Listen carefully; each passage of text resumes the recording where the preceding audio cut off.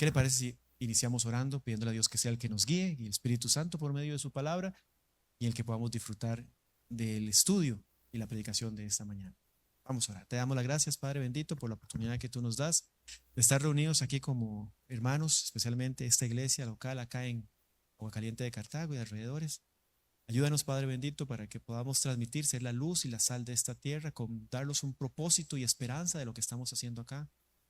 Guíanos, Padre bendito, a conocer verdaderamente el propósito que tú has dejado para nuestras vidas, enfocado y fundamentado en la poderosa palabra del Señor. Dejando todo en tus manos, en el nombre perfecto de nuestro Señor y Salvador, el Señor Jesucristo. Amén. Le voy a pedir, mi hermano y amigo, que busque el Salmo 119, muy conocido. El pastor me solicitó durante varias semanas hablar específicamente de este canto gradual y darle contexto de lo que podemos decir y mencionar que hacemos los creyentes, los cristianos. Y permítame agregarle un poquito de contexto antes de que empecemos a caminar por el Salmo 119. En el momento que usted entregó su vida y reconoció que usted necesitaba de un Salvador, una decisión que se hace una vez en la vida, una situación y una circunstancia en la que usted se vio confrontado, sabiendo de que no por nada de lo que usted hiciera, o por sus obras, por su experiencia, por su conocimiento, podía agradar a Dios.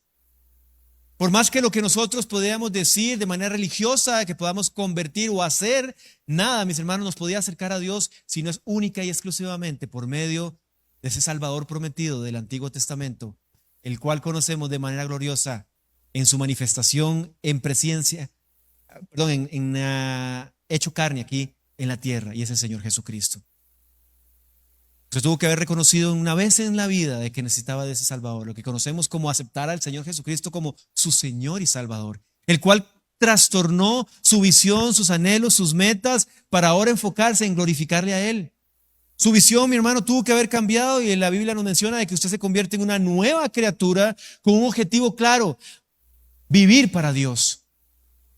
Y no me malentienda, mi hermano y amigo, esta es una decisión que trastorna su vida, pero le da ahora sí propósito para su andar diario, sea donde usted se desempeñe, en su lugar de trabajo, en su lugar de estudio, en su comunidad, con su familia, la responsabilidad prioritaria de conocer, hablar, predicar, cumplir lo que conocemos como la Gran Comisión en nuestra vida, con nuestro testimonio. Pero para crecer a ese punto es de suma importancia que nos podamos aferrar. Dice uno de los verbos que vamos a estar estudiando el día de hoy: atesorar, guardar. Bueno, en el Salmo 119, el autor, mis hermanos, de manera preciosa, hay un debate ahí entre algunos expertos y estudiosos de quién es el autor.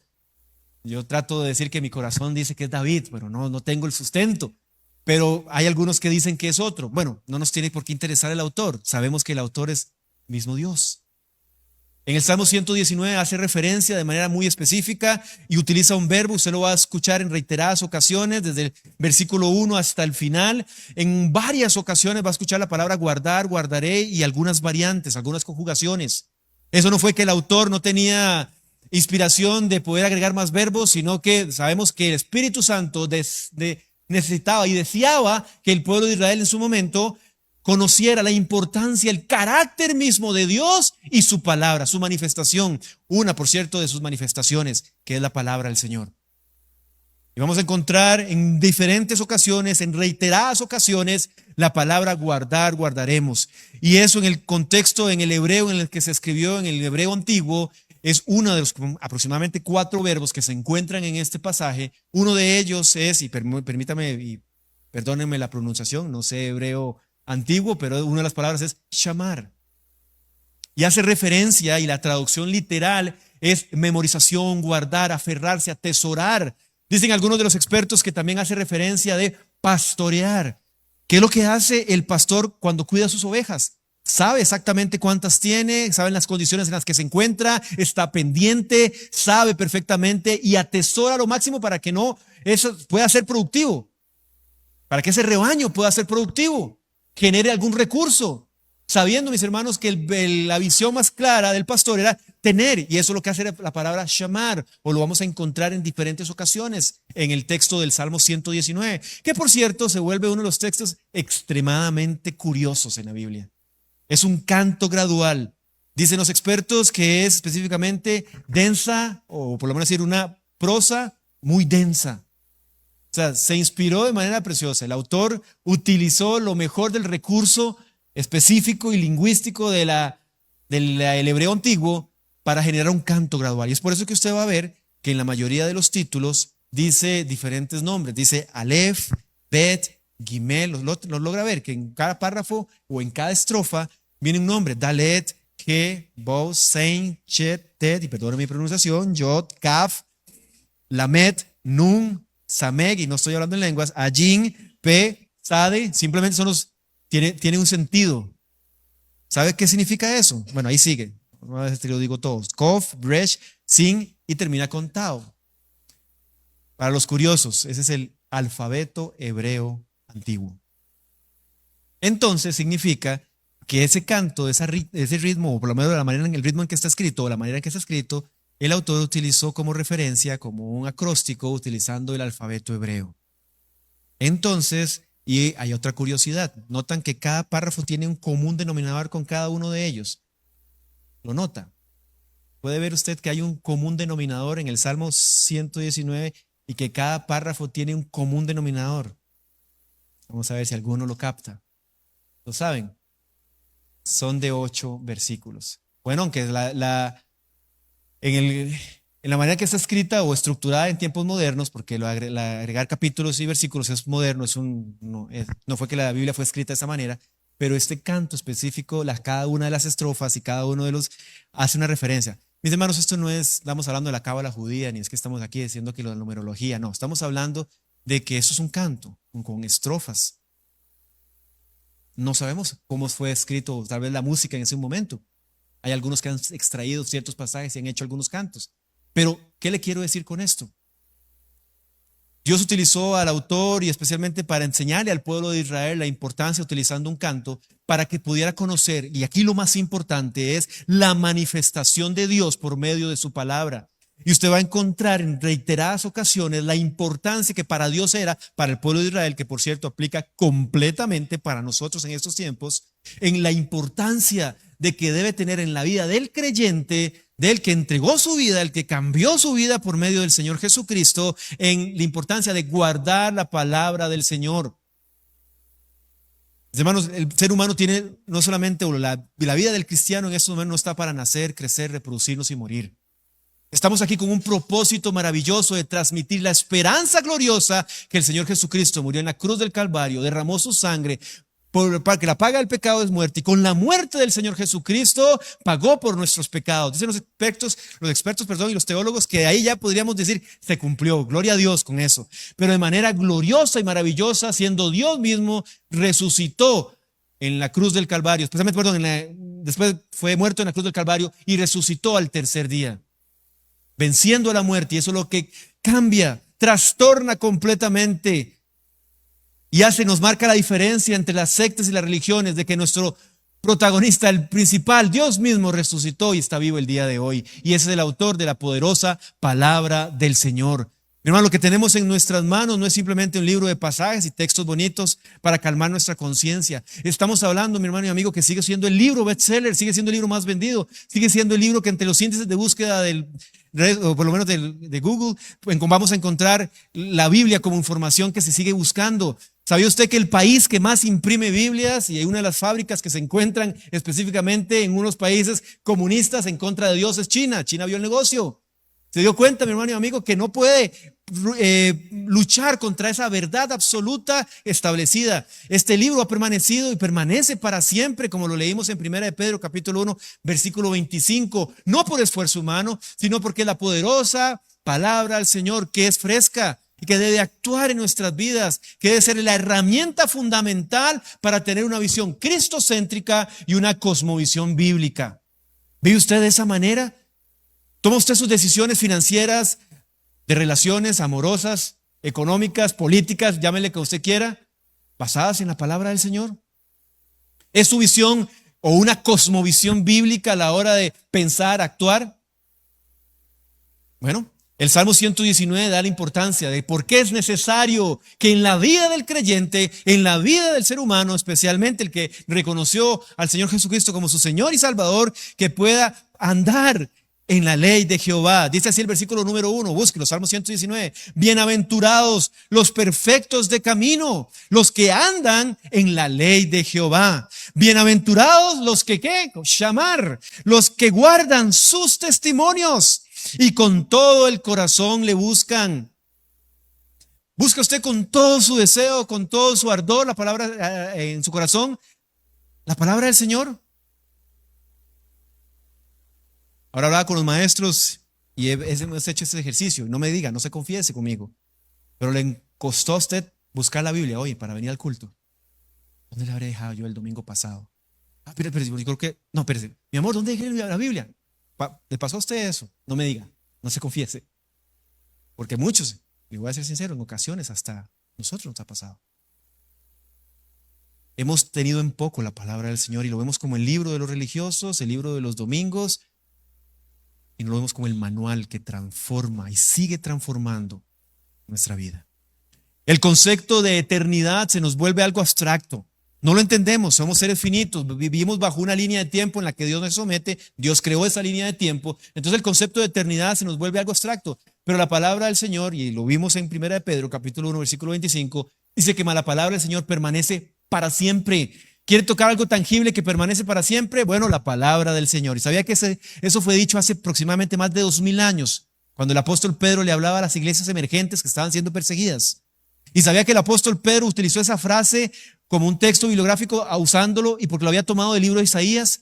Dicen los expertos que había pasado entre 800 y 900 años desde que Isaías lo mencionó en Isaías 40 hasta que el apóstol Pedro lo volvió a mencionar como una palabra de ánimo a ese grupo de iglesias que estaban siendo perseguidas en 1 de Pedro, haciendo referencia de la importancia, diciendo, vean solamente la historia del pueblo de Israel.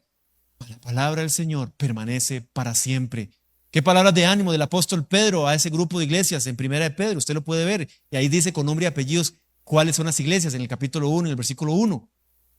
A iglesias locales, la persecución del pueblo de Israel, las caídas del templo, qué no había pasado, la manifestación gloriosa del Señor Jesucristo, la fundación de la iglesia por medio del Señor Jesucristo, la proclamación de la obra de Dios. Ya había pasado todo eso. Persecuciones de arriba para abajo.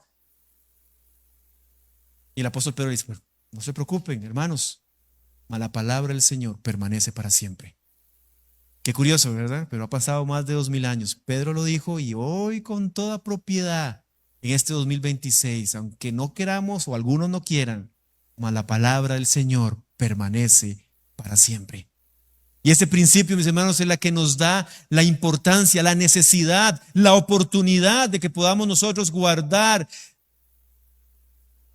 nuestros estatutos. Vea el versículo 5. No se me pierda. Estamos en el Salmo 119.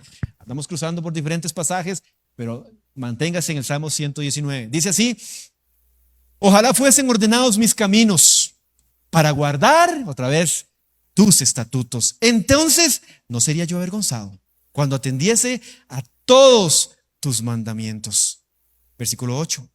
Tus estatutos guardaré. No me dejes enteramente. Y este pasaje es conocidísimo para los jóvenes, pero usted que tiene espíritu joven aplica completamente. Dice así el versículo 9: ¿con qué limpiará el joven su camino? Léalo junto conmigo. ¿Con qué limpiará el joven su camino?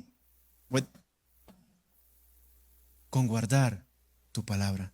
Con todo mi corazón, versículo 10, con todo mi corazón te he buscado, no me dejes desviarme de tus mandamientos. En mi corazón he guardado, otra vez la palabra guardar en su conjugación. En mi corazón he guardado tus dichos para no pecar contra ti. Usted va a ver este ejercicio y se lo dejo de tarea. Cada vez que usted encuentre la palabra guardar, va a haber no solamente una acción que usted va a realizar, sino el efecto secundario de hacer ese ejercicio de guardar la palabra del Señor. Va a enderezar sus veredas, le va a acercar más a Dios, le va a darle propósito, le va a dar esperanza, le va a dar valentía, le va a dar consuelo, le va a dar gozo. Eso es lo que hace referencia. Hermanos, pero no tomamos la palabra de Dios en serio, lo tomamos como ese libro, voy a aprendérmelo porque me lo está pidiendo el pastor y el maestro el domingo. No lo tomamos como ese manual para tomar decisiones. En ocasiones estamos sufriendo por las consecuencias de nuestro pecado por no obedecer a la palabra del Señor. Seamos sinceros. Somos tan arrogantes, y permítame con todo respeto y amor decírselo, en ocasiones nuestra vida es tan indiferente y arrogante que no tomamos en serio la palabra del Señor. ¿Cómo es posible que el rey de Israel, conociendo a Dios, venciendo a Goliat, por estar, y permítame usar la expresión a lo mejor costarricense, estar de vago, y usted lo puede en 2 de Samuel capítulo 12, por estar haciendo lo que no debía, buscó la manera de entretenerse? Y lea entre líneas lo que está pasando. Pecó. Y tuvo que llegar el profeta a encararlo y decirle: ¿por qué tuviste en poco la palabra del Señor? ¿Le ha pasado a usted esa situación en su vida? ¿Ha pasado por un momento en el que usted ha tomado en poco este libro? ¿Toma su tiempo devocional, estudio y meditación en la palabra del Señor? ¿O lo utiliza como un somnífero? Si no puede dormir y lo empieza a leer para dormirse. Una vez una persona me dijo: ¿usted tiene problemas de sueño? Lea la Biblia y va a ver cómo se va a dormir rapidito. ¿Le ha costado a usted? ¿Ha pasado por la genealogía? Si usted dice: ¿pero qué estoy leyendo? ¿Qué es esto? ¿Y esto cómo me afecta a mí? Pero cuando usted entiende y recibe capacitación y se da cuenta del estudio, y cuando escudriña la Biblia se da cuenta de que Dios tiene un propósito para ese tipo de información que puede enriquecer el conocimiento. Lo que Dios establece en su palabra, mis hermanos, nos da propósito de tener esperanza de lo que hacemos, nuestro pensamiento, nuestra visión, nuestras metas, nuestros anhelos, nuestra visión clara. Se ha establecido para poder tener vida. Versículo 17.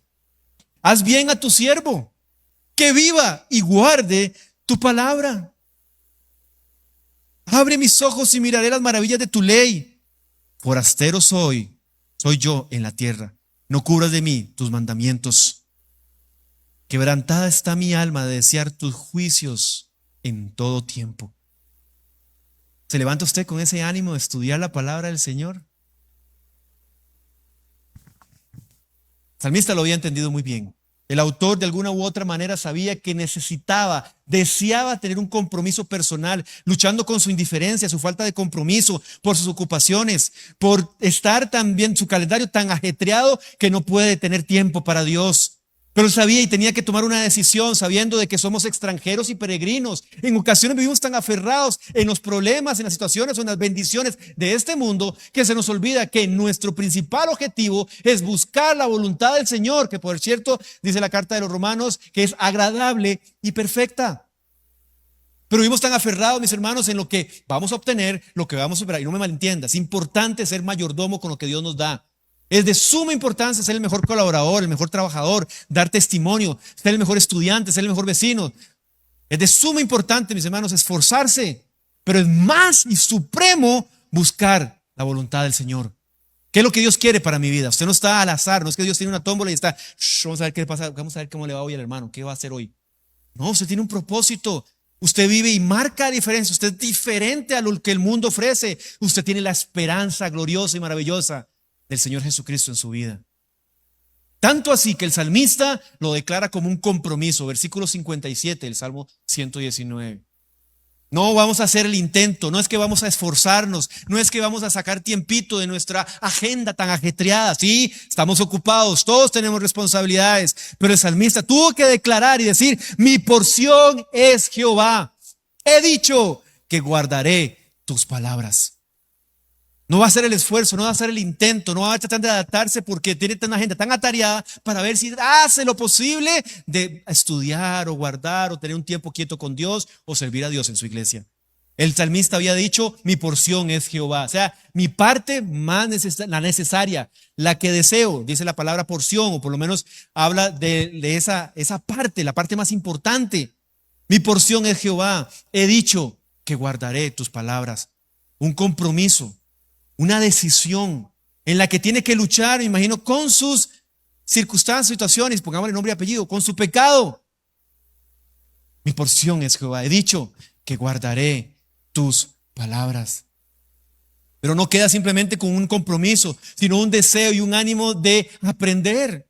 Versículo 73. Tus manos me hicieron y me formaron sabiendo que eres Dios. Hazme entender y aprenderé tus mandamientos. Pídale a Dios ese deseo y ese ardor de buscar la voluntad del Señor, tener una visión cristocéntrica, una cosmovisión bíblica. ¿Qué decisiones tiene que tomar usted, mi hermano y amigo? Durante esta semana yo sé que usted tiene que tomar decisiones financieras, familiares, económicas, todo lo que usted quiera, de relaciones. ¿Busca usted a Dios por medio de su palabra? ¿Ha consultado y orado en oración, en tiempo quieto, y decir qué es lo que Dios quiere para mi vida? ¿O simplemente se la juega con su conocimiento, su experiencia y su bagaje? Qué peligroso. Hazme entender y aprenderé tus mandamientos. Pero no es de manera automática. No es que simplemente usted va, simplemente como un robot, a aprendérselos y dar de manera chorreada los versículos. No, hay un proceso.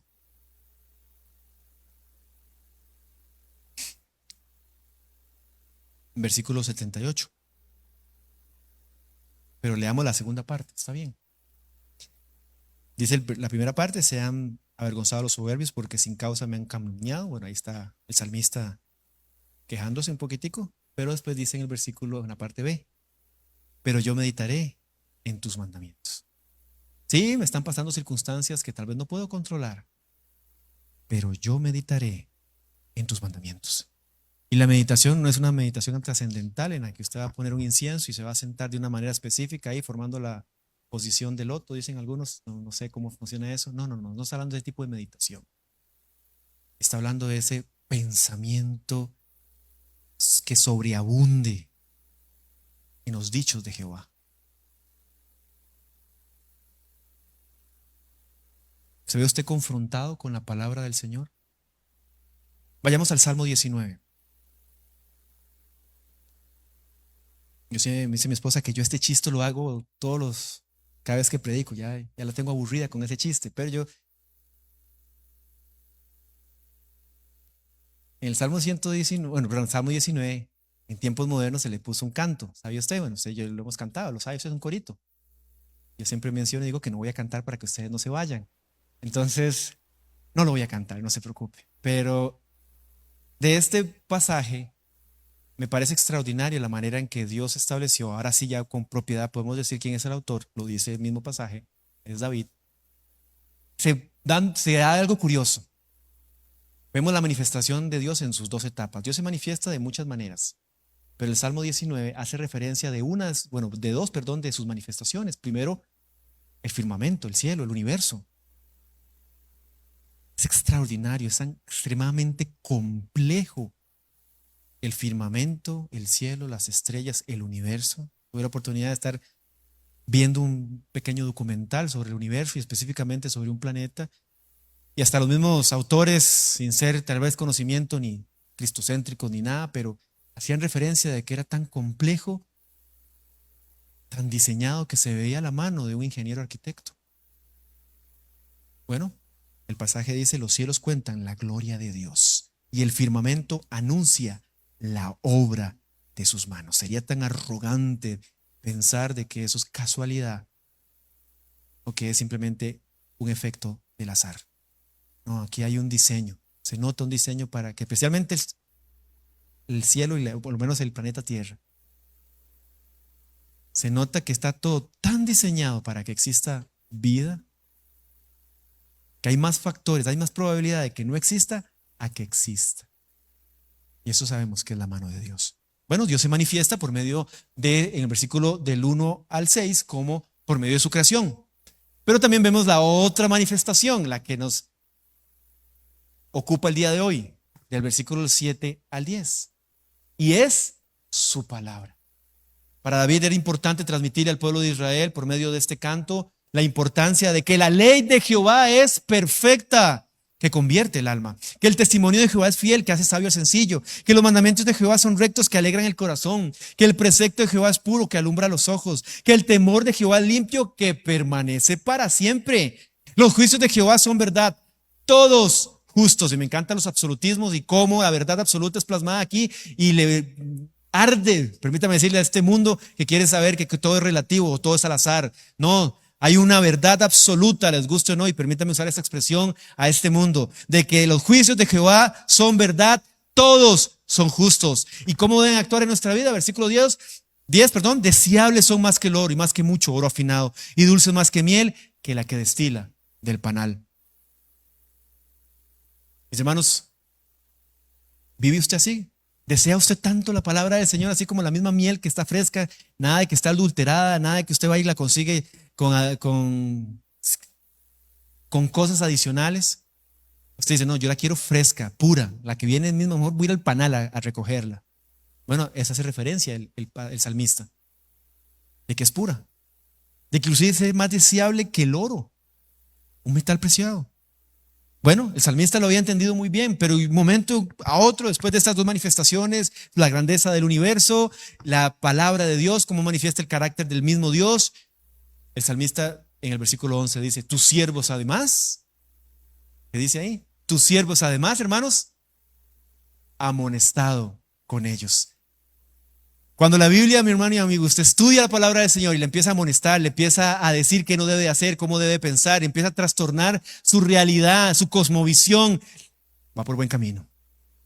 Cuando la Biblia, en el estudio, usted se da cuenta, en el estudio personal e íntimo, quieto con Dios, en la que Dios le habla y le dice que usted no debe pensar de esa manera, no debe hablar de esa manera, no debe hacer estos negocios de esta manera, usted debe honrar a Dios, usted debe vivir para Dios.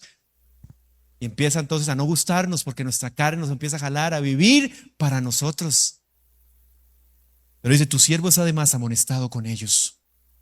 Empieza a amonestar, pero inmediatamente da la oportunidad y le dice el verdadero galardón. Dice, en guardarlos, otra vez la palabra guardar, recuerda, palabra llamar, guardarlos. Ay, grande galardón. El verdadero galardón en la vida del ser humano no es solamente adquirir en lo que tenemos a nuestro alrededor, que si Dios nos lo da, gloria a Dios por eso, administrémoslo bien, y si Dios nos da en abundancia o nos da poco, gloria a Dios por eso, pero es de suma importancia entender que lo prioritario en la vida del creyente, en la vida del cristiano, es que pueda tener guardada y plasmada en su corazón la poderosa palabra del Señor. El verdadero galardón es guardar, es tener, mis hermanos, en su mente, pastorear, atesorar los dichos de Jehová, para que puedan enderecer nuestras veredas, para que podamos darle propósito, para que podamos tener esperanza, podamos tener visión, podamos tener un norte de donde debemos ser, para conocer su voluntad, que es agradable y perfecta. Pero David sabía eso y tenía un gran temor. Sabía que Dios quería, que decía que lo importante, que el galardón, que lo importante era guardar la palabra del Señor, que era maravilloso lo que Dios se manifestaba, pero él sabía que había un problema y era el factor humano. Versículo 12. ¿Quién podrá entender sus propios errores? ¿Sabía usted, mi hermano y amigo, que en ocasiones no podemos, porque nos engañamos a nosotros mismos, pensamos de que con ciertos rituales, con ciertas circunstancias, con ciertas cosas, ya somos verdaderos creyentes? Podemos caer en el error de que nos engañamos a nosotros mismos. El salmista está diciendo, Dios, ayúdame. ¿Quién podrá entender sus propios errores? Líbrame de los que me son ocultos. Preserva también a tu siervo de las soberbias, que no se enseñoreen de mí, o sea, que no me dominen. Pero en ocasiones, ¿sabe usted? Cuando vemos la palabra soberbia como esa persona mal encarada, pero en ocasiones el no obedecer, en no someternos, en no entender, en empezar a calumniar o por lo menos trastornar lo que se nos dice o las reglas o las circunstancias, lo que Dios ha establecido por medio de su palabra, es cuando nos convertimos arrogantes. En ocasiones nos domina nuestro propio yo, que no se enseñoren de mí. ¿Para qué? La parte final del versículo. Entonces, después de todo esto, seré íntegro y estaré limpio de gran rebelión. ¿Sabía usted cómo actúa la vida del pecado en la vida del creyente? El salmista está diciendo, si yo guardo la palabra del Señor, si yo le pido a Dios que me revele realmente quién soy, transforme mi vida, entonces seré íntegro y estaré limpio de la rebelión. Vayamos al Salmo 51. Permítanme hacer un pequeño ejercicio. Salmo 51 nos habla en dos pasajes, en dos versículos, el versículo 1 y 2, cómo actúa en la vida del creyente el pecado. Dice así, ten piedad de mí, oh Dios, versículo 51, versículo 1, ten piedad de mí, oh Dios, conforme a tu misericordia, conforme a la multitud de tus piedades, borra mis rebeliones. Versículo 2, lávame más y más de mi maldad y límpiame de pecado. No sé si usted vio ahí el pequeño ejercicio. Dice así, borra mis rebeliones. El primero se revela. ¿Recuerda lo que dijo el salmista? ¿Estaba pidiendo a Dios que no se revelara? Bueno, cuando usted conoce la verdad y se revela, eso se convierte o nace en usted la maldad. Versículo 2, lávame más de mi maldad. Y cuando usted se revela y hay maldad en su corazón, ¿qué dice el final del versículo 2? Que se convierte en pecado. Entonces el salmista le está pidiendo a Dios, me rebelé, hubo maldad en mi corazón, se convirtió en pecado. Pero ¿sabe usted que aquí no solamente vemos cómo se manifiesta el pecado en la vida del creyente, sino también cómo Dios se manifiesta cuando le confesamos y nos apartamos del pecado? Porque solo Dios puede borrar nuestras rebeliones. Y solo Dios puede lavar nuestra maldad. Y solo Dios puede limpiar de nuestro pecado. El salmista lo entendió muy bien, la necesidad de no enseñorearse, o por lo menos que no se enseñoree la arrogancia, el pecado en la vida del creyente. En ocasiones no somos obedientes, no memorizamos, no nos comportamos, somos necios. Escúcheme y con todo amor se lo digo, en ocasiones yo me incluyo dentro de eso. Somos indiferentes, necios, arrogantes, quejosos, amargados. Buscamos excusas para no ser obedientes a Dios porque existe pecado. Pero ¿por qué? Por la falta de conocimiento y compromiso en guardar la palabra del Señor. ¿Con qué limpiará el joven su camino? Con guardar su palabra. Podemos, hermanos, ir encaminando a corregir nuestro concepto, o a veces caemos en el error de crear nuestro propio concepto de Dios. Por la falta de conocimiento bíblico empezamos a pensamos de que Dios es un genio de la lámpara mágica en la que lo tenemos, frotamos y que salga y cumpla nuestros deseos. Y si no los cumple como nosotros queremos, entonces nos enojamos con Él. Ese no es el Dios soberano plasmado en la Biblia, el cual hace y deshace indiferentemente nosotros digamos y hacemos. Lo único que nos toca es obedecer la soberana voluntad del Señor. Pero en ocasiones vivimos tan aferrados a este mundo y de manera arrogante queremos adaptarnos o vivir de alguna manera nuestra propia necesidad. Pero debemos guardar o tener bien claro cuál es nuestra posición en este momento. Quiero terminar y le voy a pedir que busquen primera de Pedro capítulo 3. Y con esto concluyo, o por lo menos ya voy en la recta final. El apóstol Pedro, como le dije, usa esa carta de ánimo para hablarle a un grupo de iglesias, así como inicié yo ahorita mencionando, diciéndoles de la persecución que existía y recordándoles que la palabra del Señor permanece y permanece para siempre. Pero en el versículo 3, recuerden el contexto de la carta de Pedro. Yo le dijo, vea, la palabra de Dios es lo más importante, pero ¿qué debemos de hacer ante las circunstancias de este mundo? Versículo 3, capítulo 15.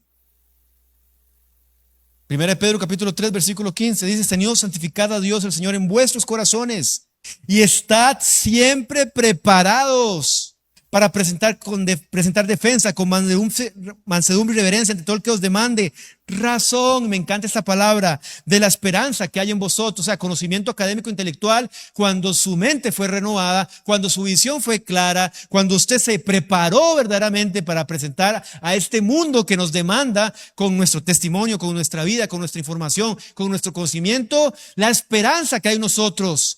No de manera hipócrita simplemente decir con estos pasajes que me sé y ahora soy un verdadero creyente, no, con la esperanza, lo que transformó y nos da propósito de lo que debemos de compartir.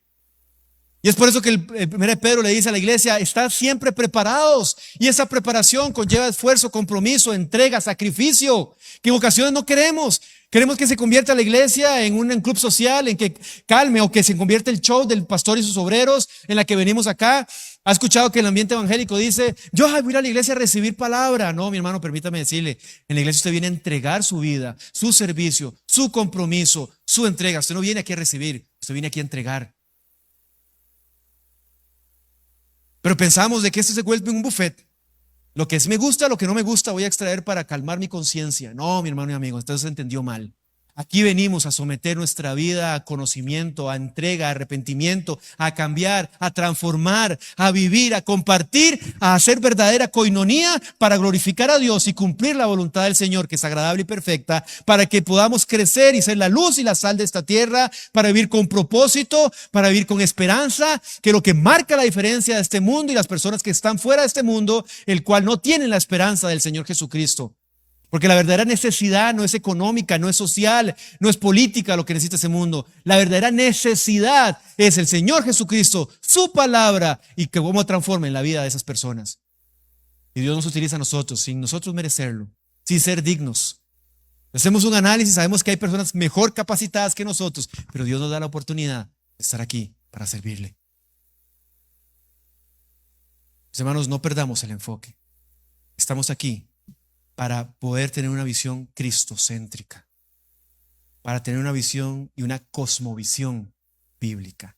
Sí, son términos que ahora los nuevos autores están utilizando, los teólogos, me parecen muy acertadas, pero es que podamos tener más que un modo de vida, es tener una vida de compromiso con Dios.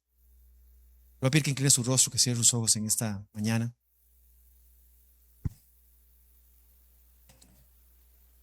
Si tienen la oportunidad de hacerlo, creo que ya lo he hecho en esta iglesia y lo he mencionado en reiteradas ocasiones, pero mis hermanos, si tienen la oportunidad de leerse el Salmo 119, el capítulo más largo de la Biblia, marque en la Biblia, no utilice herramientas de inteligencia artificial para ahorrarse la tarea. Marque en su Biblia. En reiteradas ocasiones cuando aparece la palabra guardar, guardaré o guardamos, sus conjugaciones. Inmediatamente va a encontrar cómo actúa en la vida del creyente. Y usted no sabe qué estudio más enriquecedor, que nos da esperanza, nos da compromiso, nos da visión, nos dice para dónde ir. ¿Sabe cuál es el instrumento que mide el viento? La veleta. En ocasiones somos así, donde nos lleva el viento. No vivimos con propósito, vivimos al azar, a la suerte. No.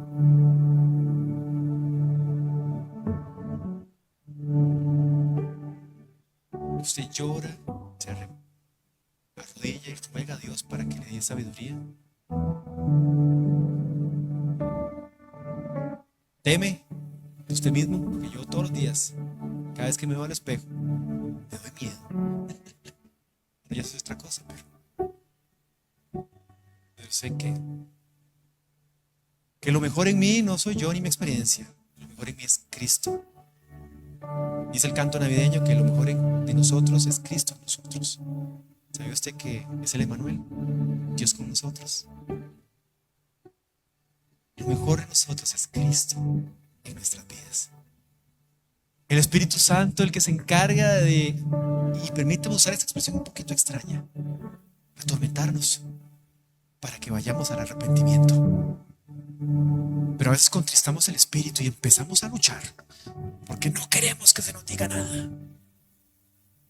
Permítame decirle, tengo malas noticias. No existen las islas en las iglesias. No es que usted es una isla. Por cierto, tampoco existen los lobos solitarios. Muy bonito, místico, lindo, precioso ver la historia de los lobos. Esos lobos salen de la manada, el lobo alfa que sale y vive. No, el creyente no funciona de esa manera. No existe.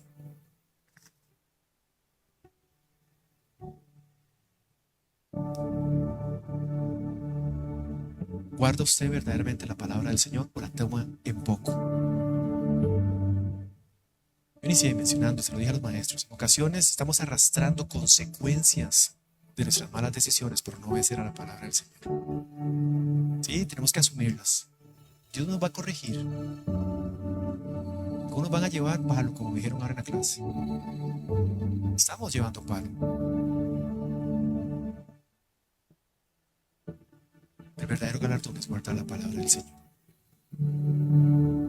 ¿Está usted siempre preparado para presentar defensa con mansedumbre y reverencia ante todo el que os demande razón de la esperanza que hay en usted? Porque si verdaderamente hay una esperanza, usted tiene la misma visión que tuvo el Señor Jesucristo cuando levantó su mirada y tuvo compasión por las almas perdidas. Usted dice, no, no se metan conmigo, la gente es muy majadera. Ahí la gente se merece lo que tiene por necio y majadero. Tiene usted compasión por las almas perdidas. ¿Sabe y conoce a su alrededor familiares que no están de Jesucristo, que se están hundiendo en su pecado? Van para un abismo a toda velocidad, o su propia vida. Don Miguel, pero yo cumplo, yo estoy todos los días en la iglesia. Yo me leo todos los pasajes de la Biblia. Yo soy don fulanito, tío de menganito. Aquí no interesan los orgullos. Aquí me interesa la comunión personal e íntima con Dios. ¿Qué le parece si terminamos orando con un compromiso personal, solamente no conmigo? Yo sigo siendo simplemente un instrumento que lee pasajes y que le ruega a Dios que le utilice, que lo utilice. Soy el primero que necesita. Póngase de pie. Vamos a hacerlo de manera un poquito más reverente, con la cabeza inclinada, con los ojos cerrados. Adquiera un compromiso. Voy a orar. Escuchen mis palabras, mis hermanos, porque yo me estoy desafiando ahorita en este momento. Desafíese usted de manera personal.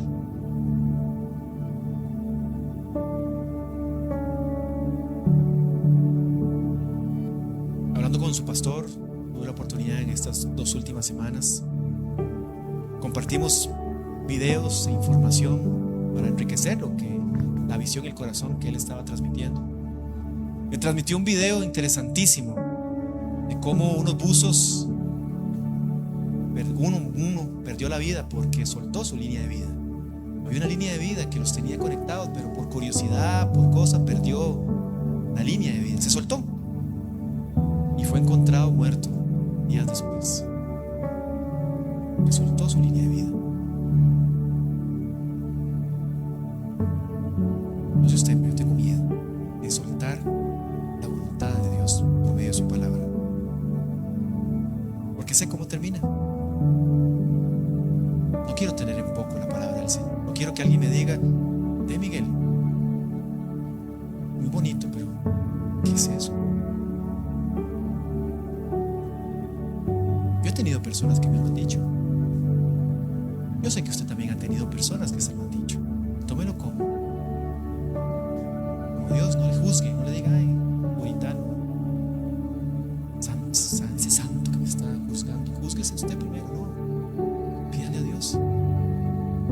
¿Quién podrá entender sus propios errores? Líbrame de los que me son ocultos, dijo el salmista. Comprometámonos a no soltar la línea de vida que es la palabra del Señor, a verdaderamente guardar sus testimonios, su verdad. Vamos a orar. Padre, te damos las gracias por esta mañana que tú nos has dado. No merecemos absolutamente nada. Lo que merecemos es el castigo y la muerte, pero en tu misericordia nos has dado la oportunidad de estar aquí. Por favor, ten piedad de nosotros. Ayúdanos a no ser tan arrogantes, indiferentes, falta de compromisos, poner excusas para no obedecer, para enredarnos en los tecnicismos de que aquí, que allá, de que lo otro, de que el color, de que la banca, que el tamaño, que la altura, que el peso. Ayúdanos a verdaderamente estar enfocados en lo más importante, y es que te conozcamos más y mejor por medio de tu palabra. Ayúdanos a levantar al que se cayó.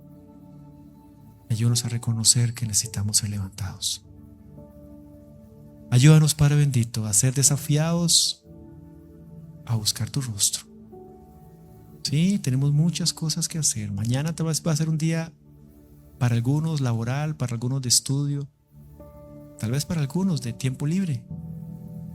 Pero que no nos olvidemos de tus dichos, que trastornen nuestras vidas,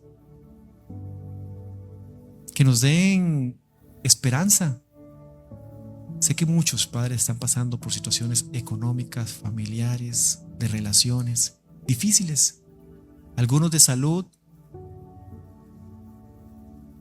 pero tenemos la esperanza gloriosa que tú ya venciste a la muerte en la cruz del Calvario.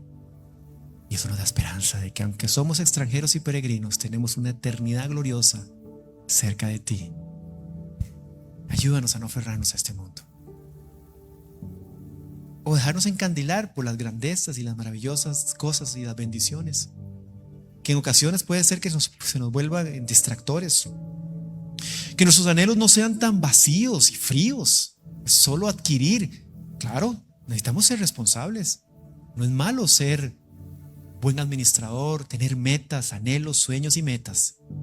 Es necesario, es importante, hasta tu palabra lo dice. Pero ayúdanos a empaparlas en tu voluntad y por medio de tu palabra. Ayúdanos, Padre bendito, a que esta mañana, este tiempo, todo lo que la iglesia y los anuncios que ahora mencionaron, Padre, de crecimiento, seamos parte.